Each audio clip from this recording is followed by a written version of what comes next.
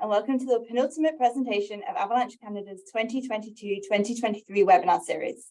Tonight we're celebrating International Women's Day, and we have a great panel assembled consisting of inspiring women who have chosen careers in and around the often male-dominated avalanche industry. My name is Sarah Taylor, and I'm your producer for this evening. Abby Cooper will be moderating our panel tonight and gathering your questions, and Amy Irving is also online and will be adding links to the chat box. We're so glad you could join us tonight. This webinar is part of a series of free sessions that we host throughout the winter. And if you enjoy it, we'd love to see you share these webinars with others. You can find information on our next session and recordings of past sessions at avalanche.ca. Our mission is to help educate backcountry users so you can go out and play safe. We want you to know more, go further, and come home.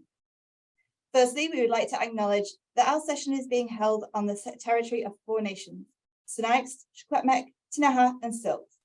As a national organization, we also acknowledge the First Nations, Métis, and Inuit nations on whose lands we live and recreate. Before we start tonight, I'd like to thank our sponsors. We're very grateful for our sponsors in being loyal in their support for us, especially during these challenging economic times. Tonight's webinar is sponsored by Arc'teryx. They've provided support for Avalanche Canada's public safety programs for almost 20 years. And they have partnered with us on outreach events, fundraising initiatives, and programming. So we graciously thank Arc'teryx for their commitment to avalanche safety. Few housekeeping notes before we get started. Everyone is muted automatically.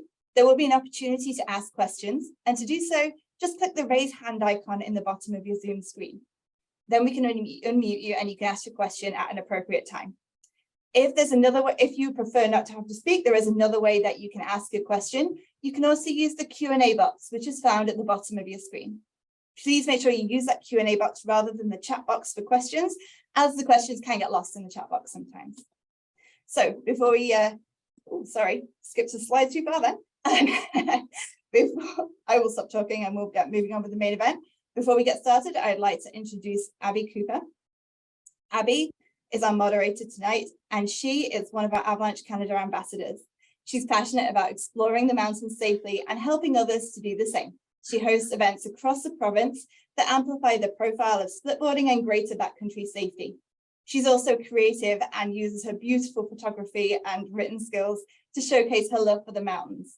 So we're really grateful to Abby for being here and also for organizing the panelists and shepherding the discussions tonight and for the past 3 webinars. We're really proud to have her heading our panel tonight. We're also proud that we have the rest of our female Avalanche ambassadors joining us too.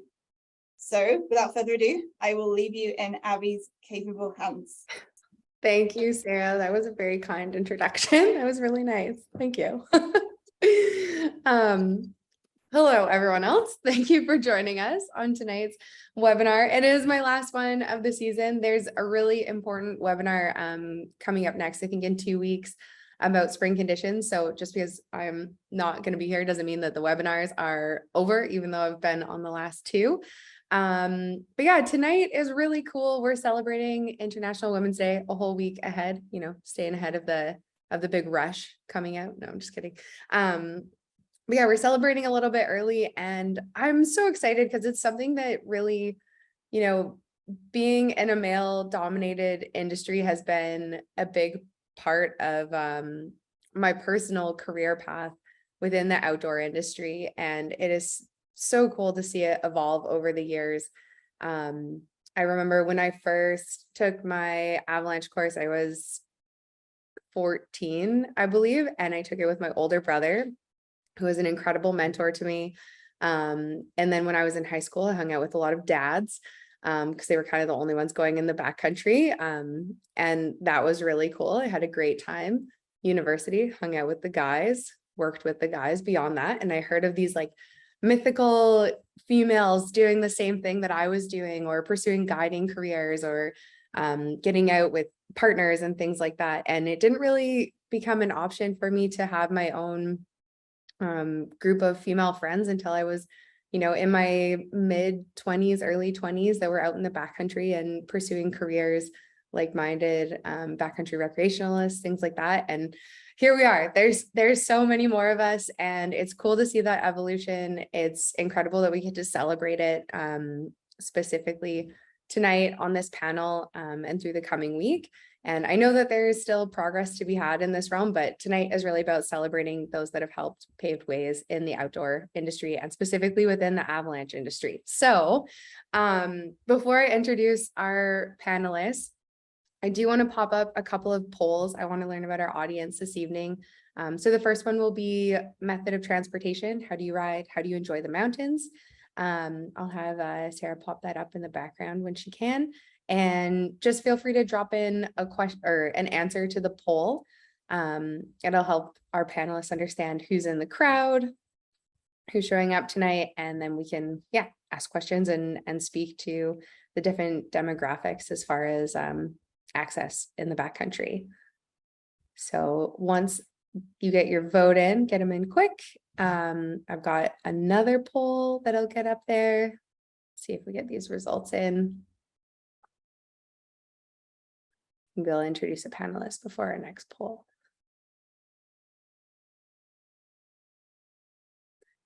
We have the results. Looks like it. Okay, cool. So a little bit of everything out here. Ski, snowboard, snowmobile, snowshoe, hike. Sweet. We've got panelists for it all. We've got a really well-rounded crew this evening that definitely dabble in all those disciplines. Maybe if you could just pop up the next poll for us and I'll do my first introduction. So years of backcountry training. We'd love to know about what your experience is like in the backcountry. Don't be shy if it's none. If you have a lot and you're here to learn from fellow mentors and things like that, everyone's welcome. We're just curious who's in the audience. And while that one is rolling, I'm going to go ahead with my first introduction, who is Nicole Kosher. Nicole, can you turn your camera on? Hello. So a little bit about Nicole. Nicole has lived in Whistler for a long time now. She's considered a local, so that means 10 years at least, right? That's what they say. Yeah. Maybe they're moving it up to 20. The Muni's got to sign off on a raise on that, I'm sure. At least 20 years to be a local in Whistler.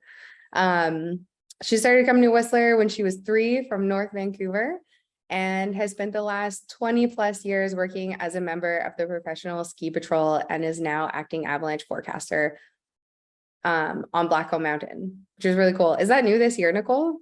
Forecasting? Yes, this as the actual forecaster. This is my first year. That's so cool. That's awesome. And it's been a wild season to start forecasting, hey? It has been an interesting season, definitely an interesting start to the season. And finding our feet a bit in that. We actually on Blackcomb had 2 new forecasters, which interestingly enough are both females. Awesome. I'd say is pretty unique probably to any ski resort of this size in North America. And so big learning curve for both of us. And then an interesting start to the season, which made it challenging to just get right into the flow of things. But I think we've started to find our feet a bit more with that. Unfortunately, Darlene, the other forecaster, injured her knee a couple weeks ago. So she is done for the season. And we are currently in the process of trying to fill her big shoes to get through May. Yeah. So a wild start for a few reasons then, hey? For a wild first season. Well, I think you're crushing it. You've done a great job, what I see going on. So nice work.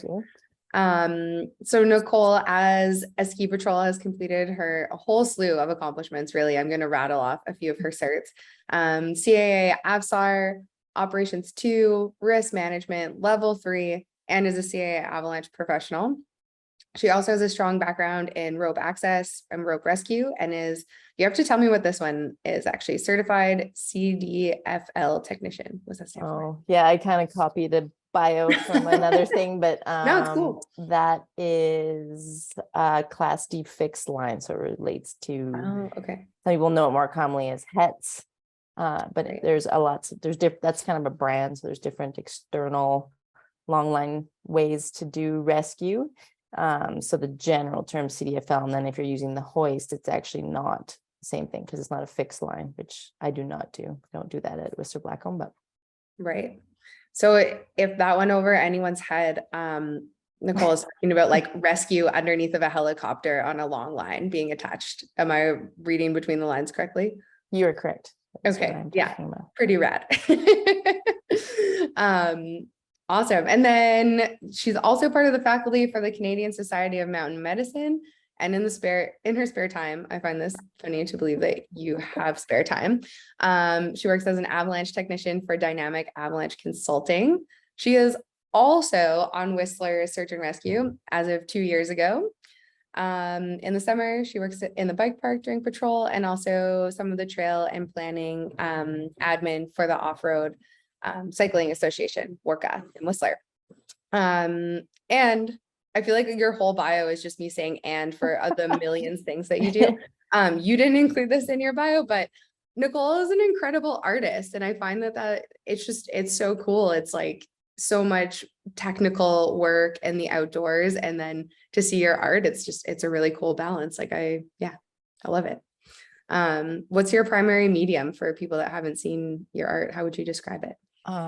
This actually behind me is a piece I've done, but which I realize now, I was like, oh, that's kind of funny. But primarily I do sort of some ink step and things, but in terms of stuff that people have probably seen out about is mostly acrylics on canvas.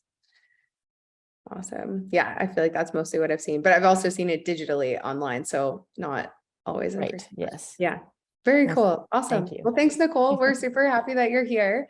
Maybe I'll get the results from this poll before I introduce our next panelist. Can we see what the results are? Training. Okay, cool. We have a good mix. This is fun to see because last webinar was AST1 and beyond, kind of like what happens after AST. So we're seeing much more people in that AST2 and pro level. Amazing. Sarah, can I have you queue up the last poll, which is if you're interested in pursuing a career in the avalanche industry, which would be cool for myself and the panelists to know, while I introduce Sandy Ward. So Sandy, if you want to turn your camera on, come say hi. Sandy is also an Avalanche Canada ambassador. She's a wicked snowboarder and recently sponsored by Arc'teryx. Funny synergy that tonight is webinar is sponsored by Arc'teryx. That's kind of cool, but definitely well earned. And I hear whispers of some cool film projects and things like that. People have to keep tabs on, see where you're up to. So Sandy is a founding member of Indigenous Women Outdoors. She spent a lot of her life on snow as a competitive halfpipe rider starting in 2014. And that was through the First Nation Indigenous snowboard team, who then helped you get your CASI level 1 and 2. Is that right? Yeah. Yeah. And then started coaching after that, which is pretty awesome. How many years have you been coaching now? Like since 2006? Is that what you said? Have you been coaching that whole time? Yeah. Wow. I've been 18 with Whistler Blackcomb right now. And yeah, like as soon as I got my CASI 1, I just started instructing. Amazing. That's super cool. And so also I learned just before this call that the First Nations snowboard team now is called ILSA, if anyone else happens to be confused by that acronym, which is Indigenous Life Sport Academy. So super cool. Yeah. And then Sandy's currently working on becoming a guide, working on her avalanche training as well. So I'm curious, I didn't ask you before the call, Sandy, are you working towards mechanized or ACMG or just, yeah, do you know yet? It's okay if you don't know, you can be exploring. I'm going both routes right now. Basically Awesome. it's like, it's kind of how I got into instructing as well. I got the level 1 and then it was, people were just like, oh, well, obviously you're going to go to your level 2. And so I did Obviously. CAA Ops 1, and then everybody was just like, well, now you have to do CSGA 1. And I was like, all right, well, yeah. Basically, I'm just being shuffled into this thing and yeah, super stoked. But yeah, I'm going to go both ways for now, and then we'll see what I want to do. Cool. Keep your options open. Maybe get them both anyways. Who knows? That's cool, Sandy. Thanks so much for joining us. Okay, let's find out about this career poll and then I'll keep going with our introductions.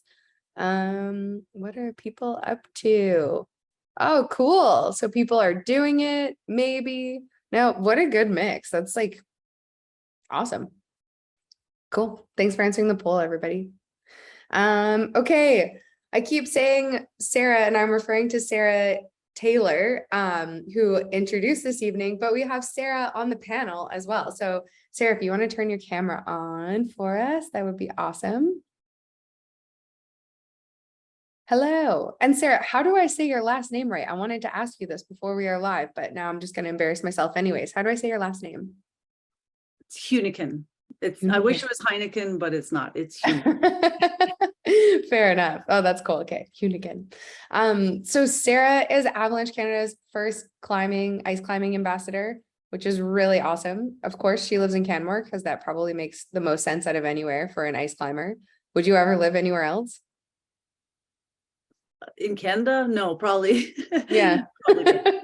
I feel like that's the Mecca.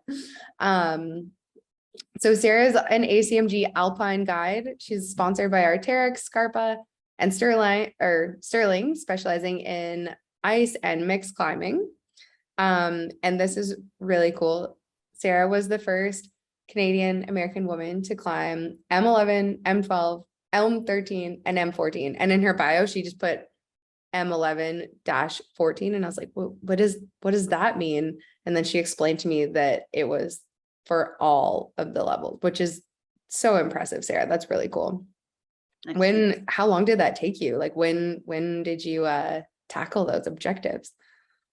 Yeah, I don't know. It was probably a couple years where I really got into mixed climbing, and yeah, once you learn to hang on your tools, you just sort of it just evolves. Yeah. Said so graciously. That's awesome. So then I have here that this is a quote from Sarah, having seen the best and the worst of the mountains, she feels very privileged to have the opportunity to work with AvCan as an advocate for ice climbing specific MINS and starting the Ice Climbing Avalanche Atlas, which is news to me as someone who is not an avid ice climber, which is really cool reference and tool on Avalanche Canada. Maybe I can have, I'll have that link shared to everyone if that's okay. Amy, maybe if you can pop that in the chat so people can see what we're talking about for the Ice Climbing Atlas. But Sarah, can you candidly just kind of like describe what that resource is for people? Yeah, it's basically, I survey the ice climbers out there however I can to see if they've climbed certain classic climbs and if they've seen avalanche debris, if they've actually seen an avalanche. And I kind of accumulate all the data, and then Grant Statham gets photos of the terrain above the climbs, and we create an actual avalanche atlas, just like a highway atlas or a ski area atlas, but for ice climbs, so that people who don't know the area can kind of see an ice climb that they really want to do and have a lot more information about the terrain and its likelihood of sliding. What an incredible legacy project. Like that must feel so good to see that coming to fruition. I don't really see it as that, but thanks. I think it's just, I do. hopefully it keeps growing, and hopefully people, use it and get involved with it and fill out the surveys, and we get as much information as we can. Cool. I think it's really impressive. I mean, it didn't exist last year, right? The first year that it's been up. So it's already something. It's better than it was. Good work. Good work. Thanks. Yeah. Okay. So on to our last panelist that needs an introduction. It is Nadine. Nadine, can you pop your camera on? Hello. Nadine's originally from Rocky Mountain House. I asked her how many years she's been on snow, and I love your answer, 30 years or something. So obviously Nadine knows a thing or two about being in the backcountry and exploring an avalanche terrain. She started snowmobiling when she was 7. I still that's so rad. I'm pretty sure I had just like gotten rid of training wheels like 2 years before 7 or something. And then you're just out ripping around on a sled. But got more seriously into mountain sledding in 2007 and has been guiding in Revelstoke since 2010. Spends over 100 days on her machine, riding with all different skill levels, because in 2012, Nadine started La Nina Sled Camps, which is described as a venue for women riders to build confidence in a positive environment away from the stress of having to keep up with their partners. The dean hopes to continue influencing and educating women to get out and shred as often as they like, which is so powerful. I feel like in 2012 compared to now, what have you seen as far as like just the sheer amount of females sledding in the backcountry and like pursuing your camps and stuff? Oh yeah, it's like exponential, and it's really cool. Actually, I was just talking to the snowmobile club here, and now it's like 30% of memberships are women now. And I think there used to be like 3 women in the parking lot ever. So cool. Yeah, it's growing a lot. That's awesome. Speaking of like women's snowmobile trips, I saw that you went out with some mutual friends. You went up to like Haynes Pass on a big sled trip last year. That looks really cool. Can you tell the listeners like what that project was about and if it's out yet, if people can check it out? Yeah, definitely. It's out, and it was actually in Thompson Pass. So Oh, Thompson North Pass, Valley sorry. there. And it was myself and Tatum Manad, who is also a Ski-Doo ambassador with me. And we just had a dream trip where we wanted to use the sleds to get access for ski and snowboard lines. And we brought on a couple other girls, Robin Van Gin and Taylor Godber, with us. And it was 4 chicks all on sleds driving to Alaska to ride big lines without like the use of a helicopter. So yeah, that was pretty amazing. We got into some pretty unreal terrain and a lot of learning, and it's called All Access, and it's available on YouTube, and it's a really good film. It's short, it's 12 minutes. So highly recommend checking that out. Sounds like the perfect chase for our panel discussion tonight. That's what people should get up to afterwards. That's awesome. And Taylor was there. Taylor was on a panel with us, I think 2 panels ago, and you probably ate really well. She's a great Oh cook. yeah, Was she cooking for you up there? she was cooking. Nice. Unreal. And a phenomenal snowboarder too. Like I could watch the girl snowboard all day, every day. Yeah, she knows how to dance, that's for sure. Yeah. That's cool. Okay, well, that's everyone. So we can, Sarah, Nicole, Sandy, if you want to put your cameras back on, we can all hang out as a crew. We've got through our introductions here. Welcome back.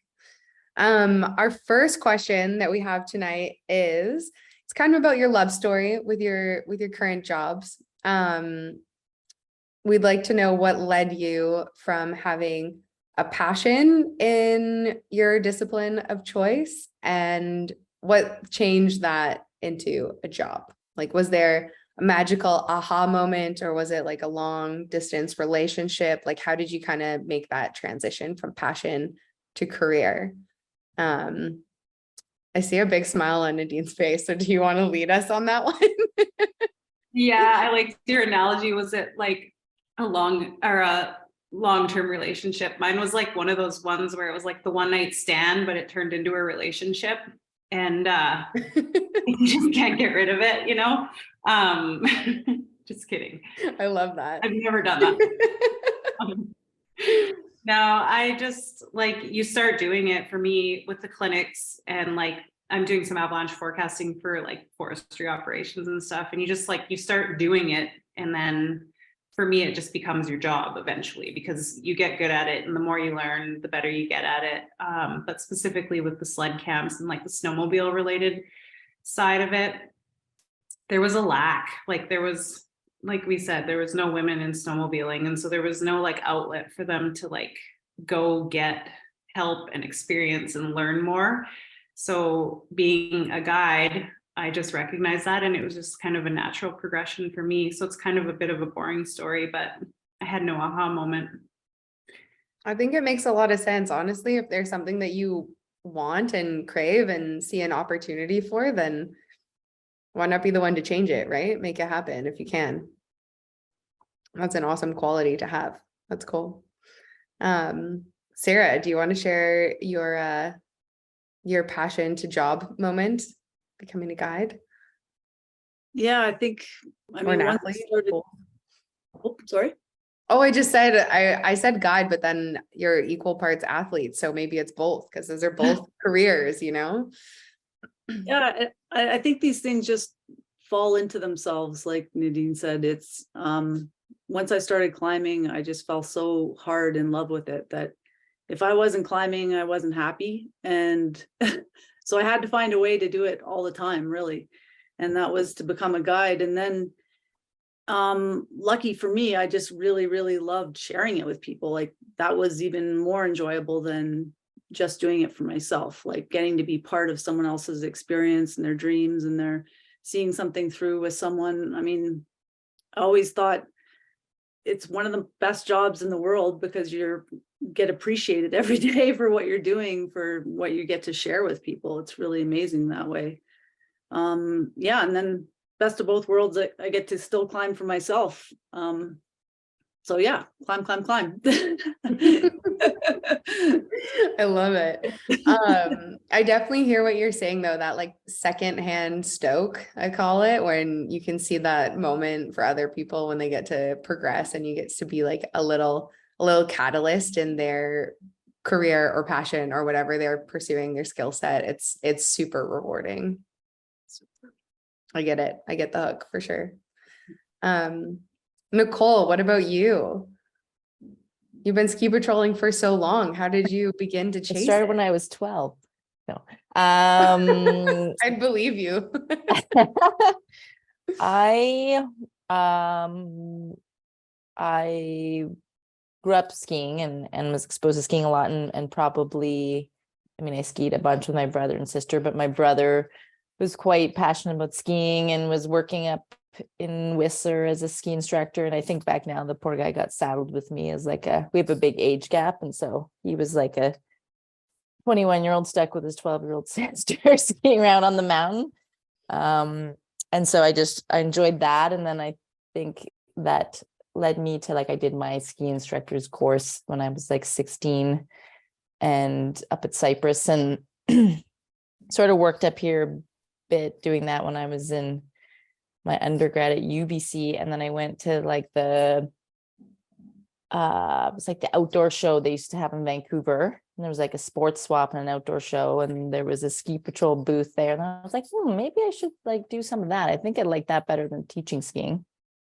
And so I just reached out to Cypress Patrol, and they were hiring some people and some volunteers. So that's how I did my first aid course, and worked there sort of through my undergrad on evenings and stuff, which was also just a great way to also get to go skiing, which I really was passionate about. And then because I got my first aid training, I started working in Whistler in the summers. Actually, my brother was a manager at actually a snowmobile tour company. So I got to be a snowmobile guide, but nothing as impressive as Nadine. We were just like going up the mountain on the groomed roads. I actually worked with Robin Van Gin way back in the day there, but we through that in the summertime, I ended up living in a house where a bunch of the patrollers lived. And when I finished my degree and for some reason had like reapplied to go back and do engineering, don't ask me what I thought I was going to do at the time, they were like, oh, we're going to hire a bunch of patrollers on Blackcomb this year, you should apply. And so I actually deferred my schooling for that year and decided to stay. Got hired on in December of that year on patrol, and then that was kind of it for that. And obviously the first and foremost was an opportunity to work and ski and do that. But then also I just really enjoyed the challenge of like a physically and mentally challenging job. And then once I became part of that team, I would say the biggest thing, and if you ask a lot of people who've been a part of the patrol and left and gone on to pursue other things, is that the people you get to work with is pretty unique. You become quite tight through your experiences with your coworkers. And I've worked a bunch of different jobs, and there's not many that like you choose to spend your days off with the people you work with, and you choose to go on holiday with the people you work with, and things like that I've done over the years. So that's almost the hardest thing now to imagine leaving, is that group of people, because it becomes like a big family. And then my background's in environmental sciences. I did actually go back and finish a master's while I was still patrolling, and the snow science part of patrol kind of aligned the most with that part of my brain. So I started slowly gravitating towards that side of things in terms of there's a lot of facets to do with what we do on patrol, especially a big mountain like Whistler or Blackcomb. But that's where I sort of gravitated towards the snow sciencey part of that, and then just my own pursuits in backcountry skiing and doing different things that I had a passion for that part of the job. Wow. It is really true about the family vibes. I can observe that like within the Blackcomb Ski Patrol, like family. You guys are a tight crew. And also like crazy family, like it's not all, just like any family. It's not always all roses, but at the same time, especially a job where like we go out in avalanche control and you're with your partner and they're your sort of lifeline, depending on what conditions you're out in. You have to have a lot of trust in the people you're working with. And I actually sometimes find it hard when I go out and tour with people that I don't work with. I have to like reset my brain because I'm so aligned with lots of the people that I work with that it's almost a challenge to go, oh wait, yeah, right. It's just, there's a lot of unspoken stuff which could get you into trouble with my coworkers, I guess, when we go out and recreate. But it's also, you just know where everyone's at kind of thing right off the bat, which is also a nice thing. Totally. Yeah. Knowing that you have the same training and expectations, and yeah, definitely that makes sense. I have to ask, is there anything that you're like working on achieving next? Like you have a just like suddenly, like as you have the bio of like a million certs and like a million things that you do, and you're like, and I just have a master's degree as well. Like, what are I'm you working on next? trying to do a good job at my new job. Fair. It's definitely some big shoes to fill in terms of the previous forecasters, and a lot of learning and busy all the time. I don't feel like there's a lot of downtime, because when you're not actually doing operational avalanche control, there's a million other parts of that job that I now look back and go like, whoa, the forecasters did a lot of work that you didn't even realize they were sometimes doing. So that's kind of working through that, and there's still a few different courses I'd like to do and things like that, but trying to focus on doing a good job, keeping people safe. Yeah. Nice. Well, it sounds exciting. Never not exciting in this industry, that's for sure. Sandy, can you tell us about your kind of passion to job transition? Yeah, I feel like I've always been in the snow industry, like since I was probably 17, 18 years old. So it was kind of like, I guess, natural for me to progress in that sense. But it was about 10 years ago, I did my AST1, and with the full intention of being like, okay, I think this is where I want to go. I think this, like, the guiding thing is what I want to do. And at the time I was without a car, so I was hitchhiking in between Whistler and Pemberton to get to my AST1. I got picked up by a guide, and I told him that I wanted to be a splitboard guide. And he said, no, you can't do that. You're a snowboarder. It's not possible. And so right then and there, and I like kind of had a little bit of his background as a guide, and I listened to him, and I stopped. I was like, okay, AST1, that's it. I'm going to be a recreationalist, and I'm going to be a snowboard instructor. That's cool. And it wasn't until I met one of my really close friends, Marie Francois, that she was like, you should teach AST1s. You should do this. You'd be great for it. And that was about 4 years ago, maybe 3 years ago. And since she told me that, I was like, yeah, maybe I could do AST1s, because I teach like CASI level 1s, the snowboard instructor level 1. I could do this too. So I started on that kind of route to teach ASTs. and then I realized, wait, why stop there? Why not just continue on and pursue this career that I wanted 10 years ago? And so here we are, 3 years in. Nice. Wow. And what a powerhouse to believe in you as well. I feel like that would be a very powerful moment for sure. Yeah, that's cool. I mean, to be fair, 10 years ago, I mean, definitely there were split board guides then, but it was not like wasn't just something that you would like bump into, you know? Not that that was the right advice necessarily and your random car ride home, but yeah, split boarding has come a long way. I'm so happy it's like kind of cool now. Yeah. Selfishly. Like, oh, sweet. I don't have to say I ski anymore. And then when I show up in the parking lot, I'm just kidding. I only ski half the time.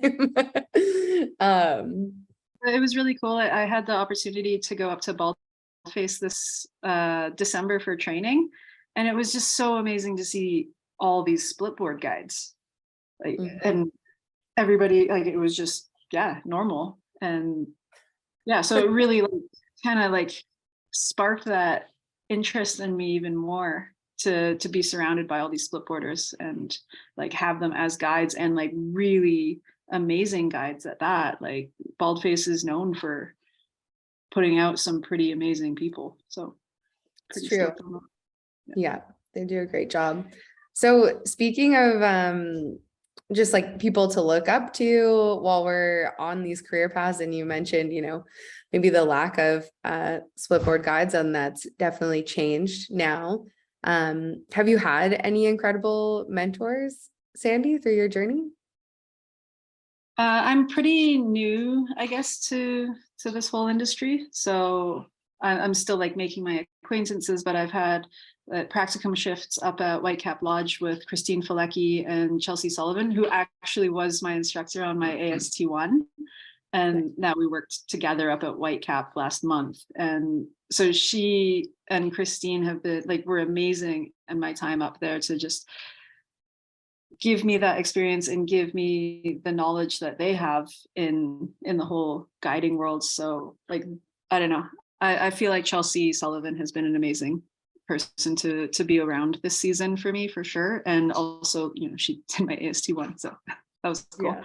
Yeah. And then, yeah, just having Marie France around me in the backcountry has been really cool too, just because she's an amazing rider and she pushes my riding to the next level. And like just chatting with her, being able to see how she travels in the backcountry is really has been helpful too. Nice. It sounds like a well-rounded group of mentors to tap into, for sure. I know when I was kind of going through like the early stages of my backcountry career, I didn't have very many female mentors to like, I just didn't know of very many people doing what I was doing that were females. And it's really cool to see that change now. What about you, Nadine? Did you have anyone that really kind of like showed you the ropes? Like I've been on a sled since I was really young, but my backcountry career really only started like 15 years ago. And it was like, you nailed it. There wasn't a lot of females. There was really none like that were teaching me or learning from, but I did have a ton of good mentors, and it didn't matter that they were male or what, but I relate with Nicole a lot in the like kind of nerdy science side of it all too, and how attracted to that I was. And I was actually driving the CAT for Selkirk Tangiers for a couple of years when they operated off of Revelstoke Mountain Resort, like just out in Montana and down south. And so you're sitting in the cab with the guides every day, and you're just like, you want to know, like, why is the weather doing this, or why is the snowpack doing this? And like, you can get that because you're in the CAT for 20-minute rides up, and you can get all this knowledge. And I don't know if anyone knows Rokas Schneebel. He is like one of the raddest humans ever, and so friendly and kind, and would take so much time to explain things to me and like give me resources. And you know, Joe Lammers was also one of my first mentors. He was working for Avalanche Canada at the time and also ski patrolling. I think he was head of ski patrol up at the ski hill when they first opened here. And he would take me out and dig pits with me and tell me about why the snowpack was changing, or, you know, just explain things right from a very base level and not make me feel stupid at all. And I never felt bad asking questions. And those people were like integral in the development of my learning, because then you're just like, you're hungry for more. And, you know, it was an open atmosphere, and male, female, it didn't matter. Everyone was super giving with their knowledge. And yeah, it just opens the doors. For sure.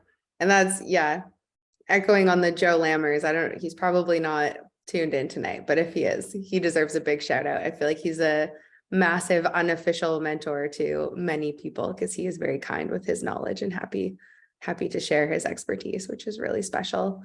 Nadine, now you're in more of like a mentoring role, and I'm sure that lots of people perceive you that way. How is that going? Does that feel crazy? Does that feel like a natural progression? Like, is there any kind of, you know, conversion, I guess, from being mentee to mentor? Yeah, like it's natural, because you've been like able to gain this from all these other people, and you just now want to be that person and spill your knowledge out onto others and help like spark their flame, right? So I mean, to me, it's really easy. And like in my teaching methods, it's just like, you know, it's not that like snow science or avalanche safety is uncool. I think we've like moved past that, right? Like, it's not like, we're not looking at it in that way. We need to make it cool. It's like, it's your life or your death. So this is knowledge that you need to have. And to me, it's just like, it's a part of everyday life. And this is how I want everyone to look at me, is how like my daily routine plays out. And whether I'm guiding you or you're in a clinic or you're just my friend, it's like, we don't skip steps and we talk about it. And that's like the biggest thing, right? Is the communication, the parking lot communication, the through the day communication, what you're seeing, what you're feeling. And just like mentoring in not such like a teaching way for me specifically, it's just in like a demonstrating way. And, you know, this is how I choose to plan my day and route plan and do this. And you can do it your own way, but just more of like a demonstration style. So Yeah, mentorship by doing. It sounds like that's how you learned, and that's how you mentor, and that's perfect. It was a natural evolution to that state. I know it can be tricky for some people to know when they're ready maybe to like mentor or to teach. And I know, Nicole, you've been involved with like mountain mentors and different things like that over the years. Do you have any advice, I guess, on how to be a mentor or like offer mentorship to others? Because I do think, you know, I'll ramble for a second so you can think about it. But I do think, you know, there wasn't a ton of females, at least like, you know, when a lot of us started to like look up to, and we got mentorship from other places. And now there are way more females in the outdoor industry as a whole, but specifically in the professional avalanche side of things. And that's really, really cool.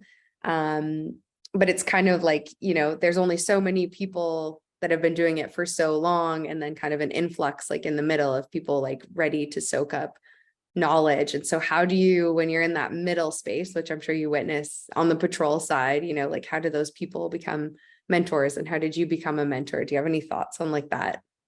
Yeah. I don't want to say hierarchy, because you don't need to like have a hierarchy of mentors, but of experience level, you know? Yeah, I mean, definitely when you spoke about like mentors equation, I remember they always really struggled getting women to apply as mentors. And if people aren't aware of what the program is, it's sort of mostly based in the Sea to Sky area. And you apply, it started off with winter, now they do summer as well with rock climbing, but you apply either as a mentor or a mentee. And then you get paired up in the background with what sort of seems to make the most sense with the different pairings and the days they're available and their backgrounds and this different stuff. And then through that, you're supposed to go out and go out to the backcountry and work together, and ideally it provides some women who are newer to touring, or in a lot of cases it was women that would go a lot with my partner, and I don't feel like I make many decisions. I just kind of go along as they were looking to develop. But it was always interesting that it was hard for them to get enough mentors for the interests of mentees. And like I even experienced someone from work who she's doing her level 2 now. She's got a CARTA dog. She's worked forever on patrol, and she was like, I can't apply as a mentor.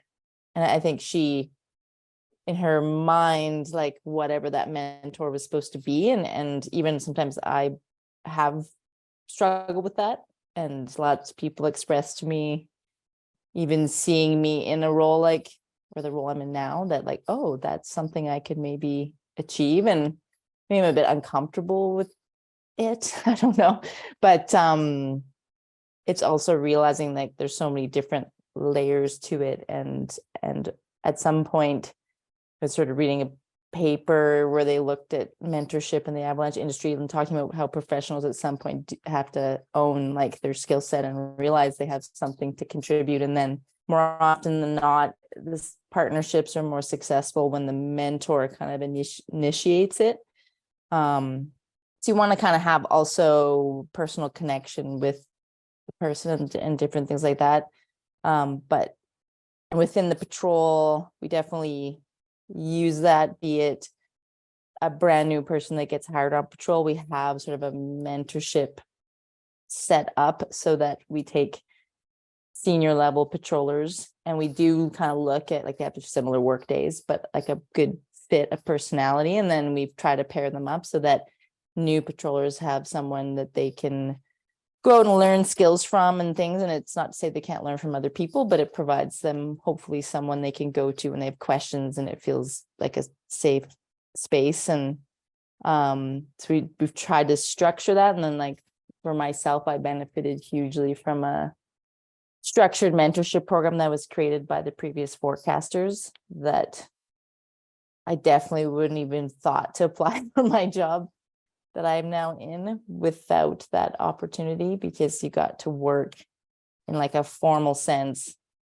with the forecasters, working with them on their day-to-day thing. You were their partner in avalanche control. You were just like absorbing and listening to what they're doing and having those conversations. And then slowly you got the chance to like be the person that's making the calls for the day, making the radio calls, doing all the stuff. And so I got exposed to a lot of that process before I even stepped into my role, which now I realize I realized it then, but it's a huge help. And I guess maybe in a more formal setting, like in workplaces and things, recognizing the importance of mentorship and helping facilitate it is a good thing for a group to do.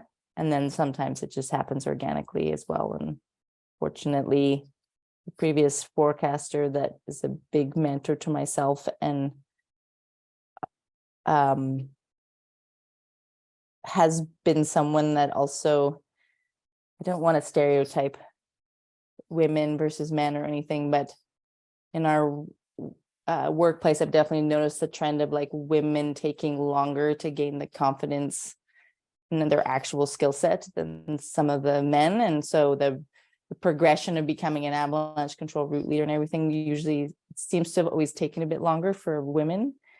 And he started to recognize that and had his own way of like just pushing you out there with a strong partner and trying to get you to recognize what you already knew and what your strengths already were. And like I definitely benefited from that, and I've taken from that and tried to keep that in my mind as something I want to do for people that are coming up now behind me. But I think that's really cool. I think that yeah, it is, if you see someone doing what you want to do or aspire to do, it makes it more approachable, the more relatable that person is. And seeing more females doing that, I'm sure will have an impact with time, for sure. Normalizing that, speeding up that process. Sorry, I cut you off, Nicole, but no, that's okay. And that's really cool. I think that's definitely a thing. Like I was surprised after I got my role, the number of women I work with and people in periphery that reached out because sort of that sentiment was a bit taken aback by it, because that's not necessarily, what I was thinking in that going down that path, but it definitely brought awareness to me, like, oh, okay, that is something for people, and definitely hopefully represent that well to the people coming up, like through the patrol, that they can see that that's a potential for them. Because on Blackcomb, there's never been a official like female avalanche forecaster. Woohoo. And now there's two. Well, like Mhm. at the start of the season. That's so cool. That's really awesome.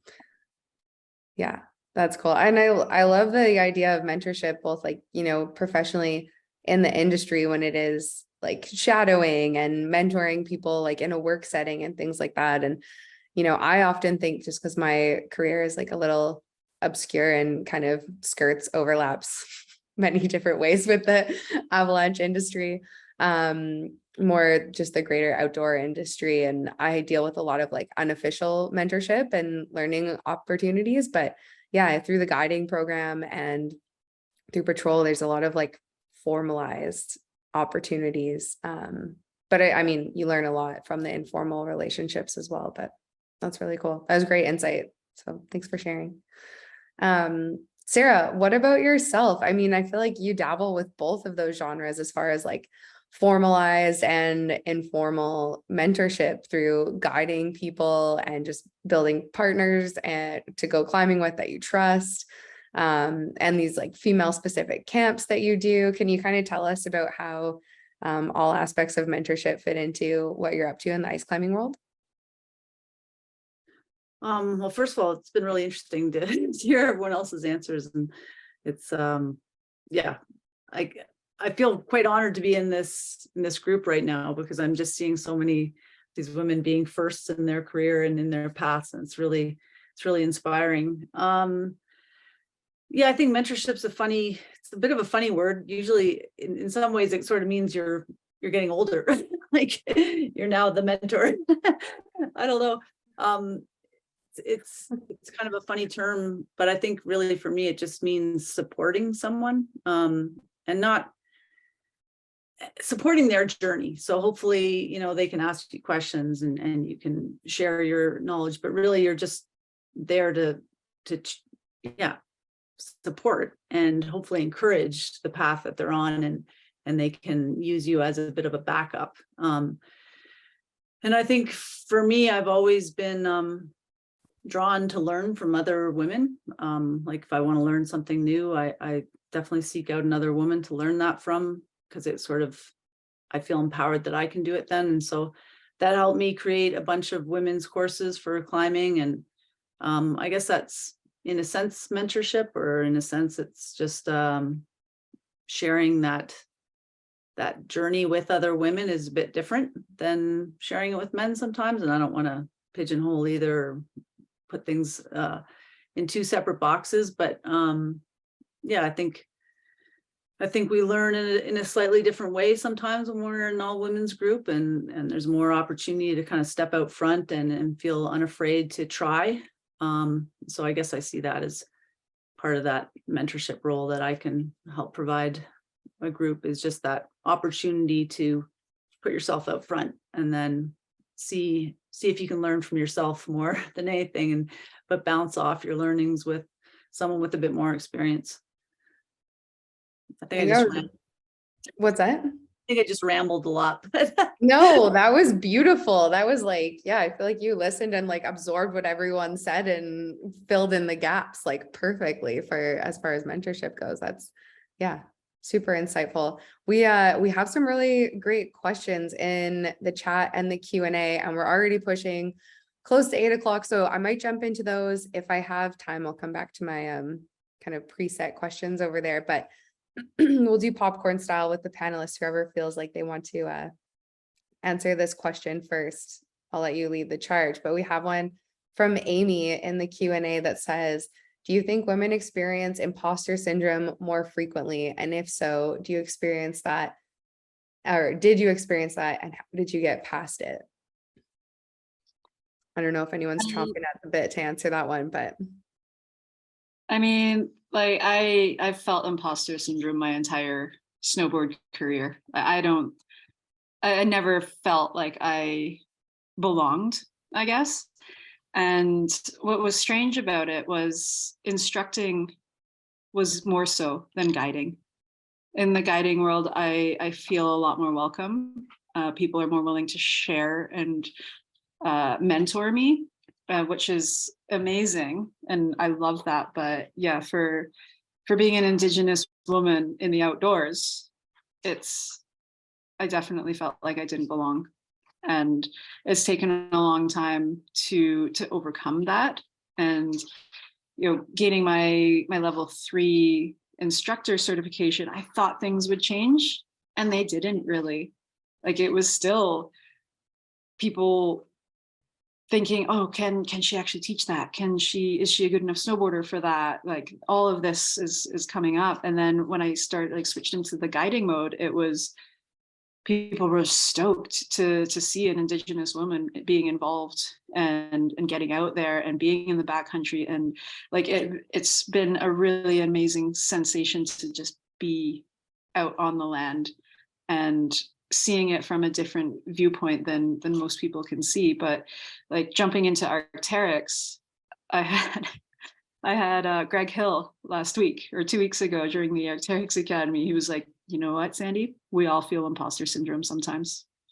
And it's true. And yeah, it's something that everybody feels, but you have to just rely on your own knowledge and your own sense of yourself to understand and know that you do belong there. Everybody belongs.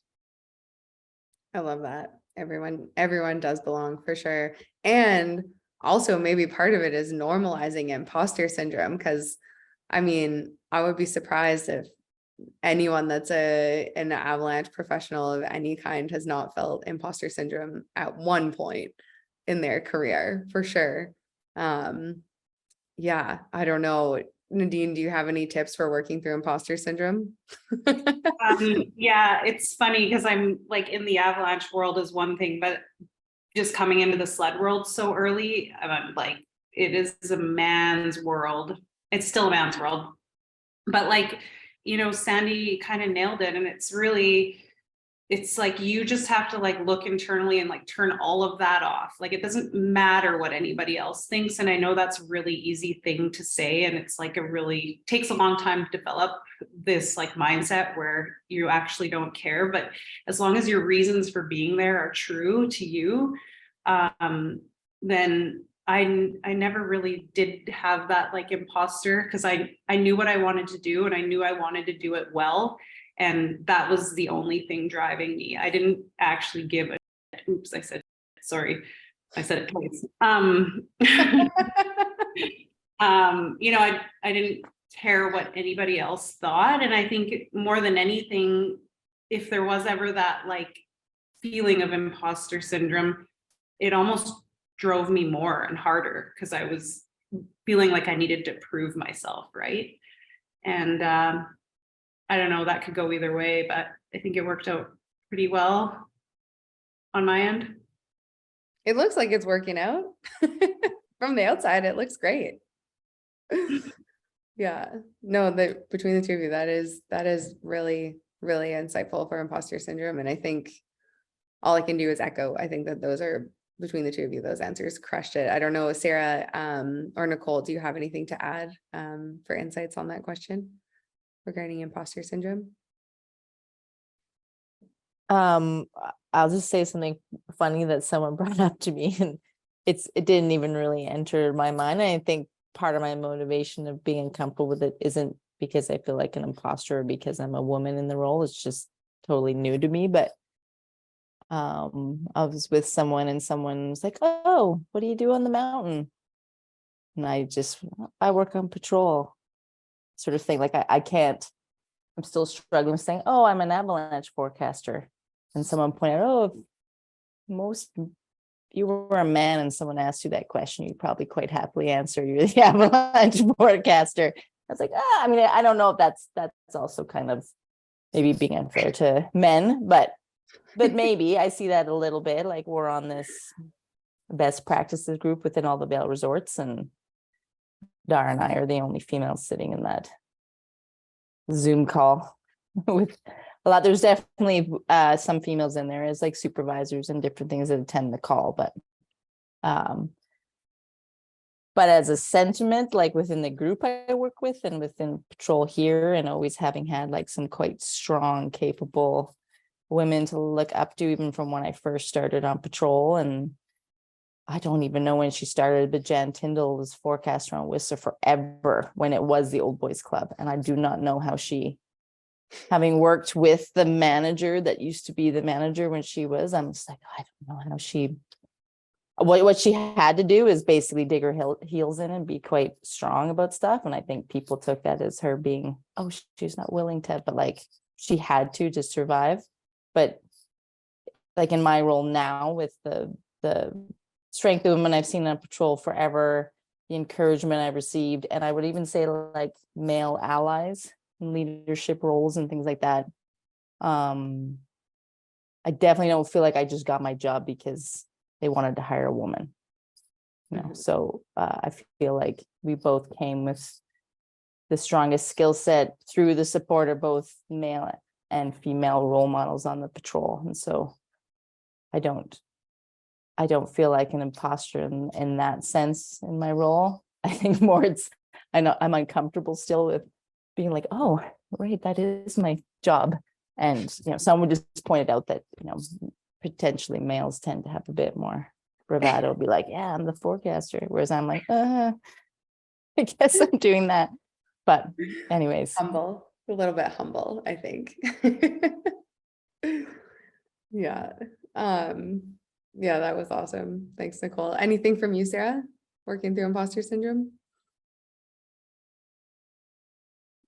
Well, I just think it'd be interesting if everyone had a little bubble above their head that actually expressed how they were thinking and feeling about themselves, then you wouldn't, while they're doing their activity, then we would realize that we're all the same, but sometimes you see someone out there doing their thing, they're shredding their line or climbing their ice pitch. To the one person who's on here who's actually an ice climber in the poll, and they look like they just have their together, and so then it can make you feel like you're an imposter if you're not always feeling that confident about yourself. But I think everyone just has waxes and wanes with that.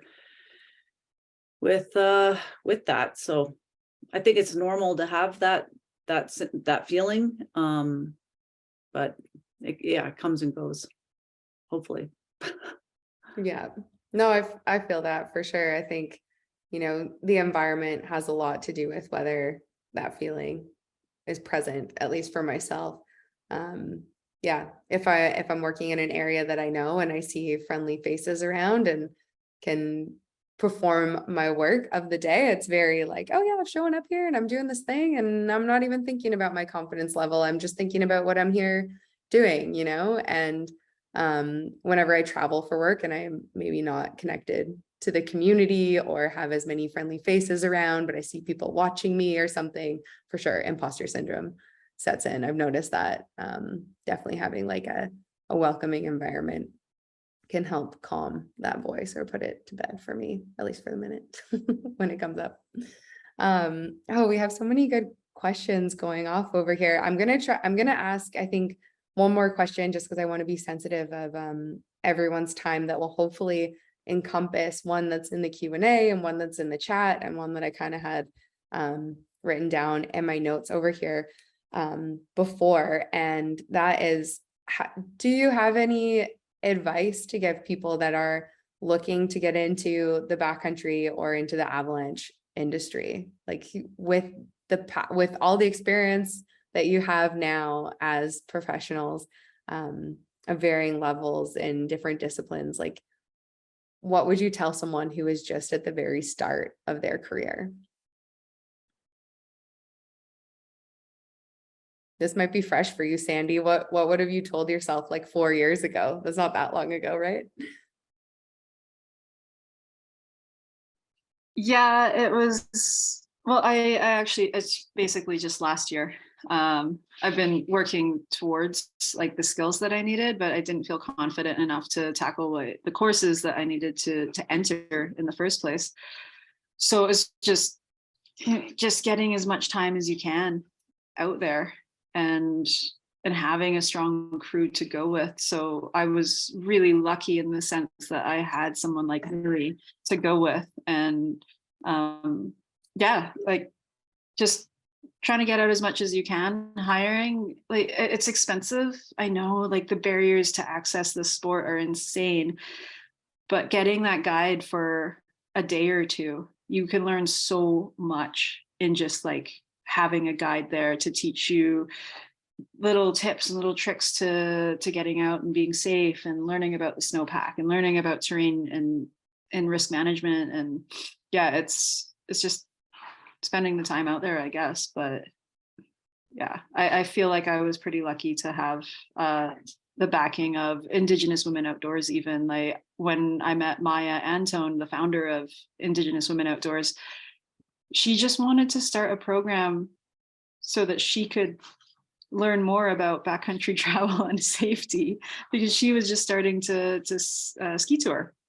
And so she started this whole program, and I met her, and yeah, it was just, that was what we wanted. We wanted to learn safety in the backcountry. We wanted to further ourselves, but also bring up the next generation. And now we're in year 3, and we're starting to see people from last year's or the year before our program doing their AST2, getting out, like buying their own equipment, getting out on their own, and we're learning so much along the way. And it's just about getting out there, putting yourself in that position where, yeah, maybe you're scared, but you're learning at the same time. And that was something that a friend told me the other day was, if you're not scared, it's probably not going to look good on the camera. And it's the same thing with, yeah, going out and touring and learning and getting involved in the industry. Is if you're not scared, then maybe you should push it a little further. I like that. Not for avalanche conditions, No, just to be clear. But yeah, definitely like your comfort level.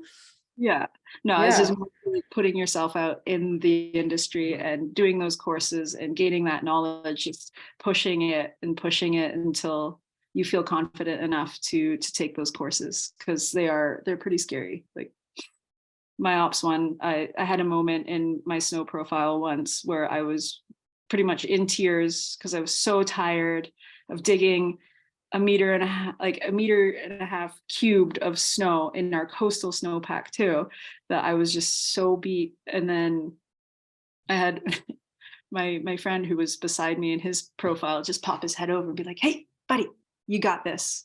And that's all I needed to keep going. And I was also singing myself the Women's Warrior song from my nation, just to give me strength to get through that one course. So they are really intense, but if you're not going to push it, then you're not going to go any further. Like you're not going to end up in the industry. Like it took a while, but it was tough, but here we are.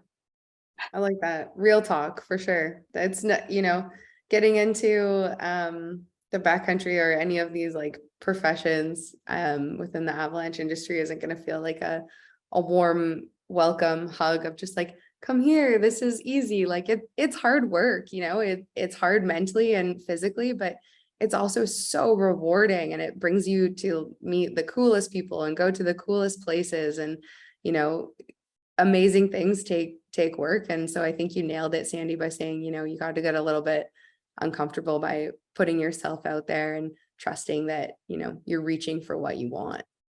I like that. Yeah. And there's so many programs, especially like, well, I live in the Sea to Sky, so I know, but there's so many programs in the Sea to Sky for mentorship. So Mountain Mentors, Indigenous Women Outdoors, Indigenous Life Sport Academy, inclusivity as well. Inclusivity, Belay All, Color the Trails. There's so many opportunities for people to get outside, and and I've seen these pop up over like the last like 4 or 5 years. So like they're great organizations. So start following them on Instagram, start going to the meetups, and yeah, that's how you're going to gain your knowledge and gain your experience. Yeah, awesome. Yeah, thank you for sharing that, Sandy. That was great. Sarah, what about for yourself? Is there anything that you would care to share with people starting to dip their toes in a career and maybe the guiding world specifically? I don't know. My advice is just really follow, sounds so cliche, follow your heart. But seriously, follow your passion. I mean, don't be afraid where it's going to lead you. I came from Ontario, pretty flat land. There wasn't much opportunity for anything mountain out there, but somehow as a climber, I found my way out west, and wasn't afraid to just sort of keep seeing where the path led me. I didn't have a direction, and I don't think you always need to know what the outcome is, but if you're doing what you love to do and it leads you one way, then you're willing to make some sacrifices on the way, and you're willing to, maybe live out of your van for a while or whatever you need to do to kind of pursue that. And I think it'll just lead you in the right direction. I mean, it's not always an easy path for sure, but I got to say, I'm really glad that I followed my love of the outdoors and climbing, and it sort of led me to where I am now, and zero regrets. So I don't know, it sounds cliche, but I just think if you just sort of stick with what you really want to do in life, it's going to work out somehow. I agree. That's, might sound a little cliche, but also on the same path. So I'll sign off on that advice for sure. Nicole, anything you would say to someone starting their career in patrolling? Oh gosh, those are both good answers to follow. Similarly, things like, as cliche as it sounds, follow your passion. You kind of have to put yourself out there a little bit too. Like you get a little bit what you give, and sometimes it's frustrating because people don't always have lots of time to help guide people, but just keep striving in that direction, empower yourself with some knowledge, take some courses and things like that. And then with patrol, it's kind of, there is the nice part, obviously it's your time if you're volunteering, but most patrols do have opportunities for volunteering before you even get hired on. And so that's a good way to even see, is that something you wanted to do? If that was the path you were interested in, that's where I started. And so definitely take some time doing that. And it's definitely a good stepping stone to getting hired for most people. And then just if you get on, is people working hard doing the everyday stuff that people don't love to do, but people notice that, and you kind of get rewarded, and then ask lots of questions and engage in the conversations, and having mentorship is definitely a huge thing, even for people going into the backcountry, like the Mountain Mentors type program, which helps to facilitate that. But even within your groups, you're going out into the backcountry, you do want to choose your partners wisely and be sort of on the similar page of what you are, sort of your risk tolerances and what you want to do and all those things. And then if you can find some mentorship or someone offers that to you, then definitely pursue that, because I think that's a huge help. But I realize also it's not always that easy to find. So and that's where all these different programs that are trying to help establish that is pretty cool, to give people that opportunity to find that a little bit, if it's sort of a bit more barrier for them to just finding it naturally, because it can be hard to, especially if you move somewhere you're new, it's hard to get into established groups and things like that. So Totally. I really like what you said about take your time to like observe a bit and see how things are run, and where you can jump in to make a difference. And I think that is really what also makes for a great like bringing it back to that end thought of yours about mentorship, mentee mentor relationship. I feel like taking that time to observe and learn and asking questions and getting involved is super, super important. But there's a lot in the realm of the avalanche industry that is, really, at least in my eyes, is learned really well by observing, by just Mhm. simply watching people's different like rituals and approaches to things, and how they process information and order of steps and things like that. That's And taking I, it and I slow, think if taking the people have time. the opportunity to be, or they're, if they have an opportunity to be a bit in like that mentor role, it's very much a two-way street. You also learn a lot from your mentees and the questions and the process. That was a big piece of advice I got when I got my job, was to listen to people's questions. You'll learn a lot from what other people are asking you, and whether that leads you to look for the answers to be able to answer them, or just puts a different light on it. So it's definitely also a two-way street, and it's very rewarding on both ends. And I mean, I'm now acting as a mentor to people on patrol because of our formalized system, which is a bit, I'm like, oh, just like new to this. What am I teaching people? But it's both ways. Like I'm sure I'm imparting some knowledge to people in some way, but I'm also getting so much amazing support for me in my new role, and learning a lot from, just like it was paying attention to the questions people ask, because if you don't know the answer, then you learn yourself trying to find it for them. So Totally.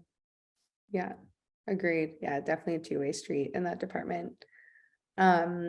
Nadine, do you want to close us off for the evening by answering the same question? Any advice to people looking to start out their industry or their career in the industry?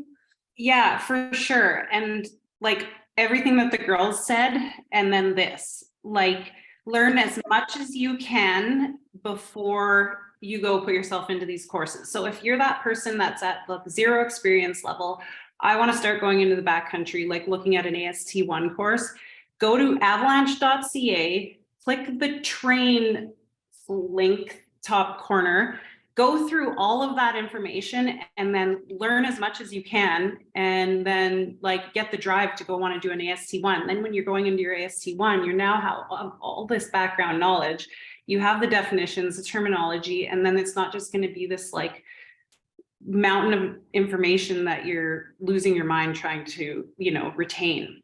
And then if you're now at the recreation level and you're looking at like more of a professional or operation level, going from your AST2 into your operations 1, print off the ogres, read them every morning, ritually, understand them, learn them. Don't ever go into an ops course without like having all that information already available to you, because then you're sitting in this course going like, oh, what was that? Like flick through. And like, you just want to be able to like rip off all this stuff, do all your weather ops, do all your snowpack ops, do everything just like out of your own brain instead of always having to look it up. So like really educate yourself before you're going to like pay to go get this. And then if you're going to go beyond that, ops level 2 or beyond that, I think it's just like, for me, breaking every day down into like piecework. So you've got your ops 1, now you want to do ops 2. So, today we're going out in the field. I'm with Greg Hill, or I'm with this person or this person. What can I gain from them? They're really good at doing snow profiles, or they're really good at recognizing avalanche problems, or like, that's the one thing you're going to learn that day.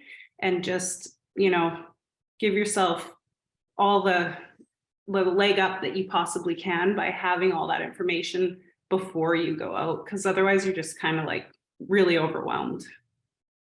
Boom, that's it. It's my advice.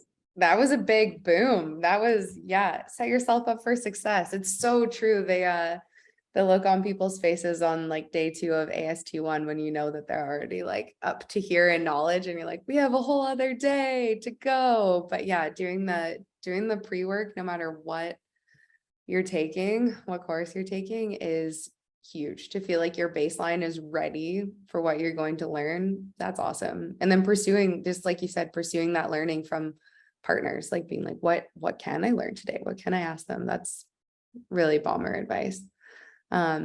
Everyone here crushed it. This was such a nice chat. I'm sorry that we went so long. Hopefully I didn't ruin your dinner plans or anything like that, but I very much appreciate all of your insights to all these different avenues of industry or careers within the avalanche industry.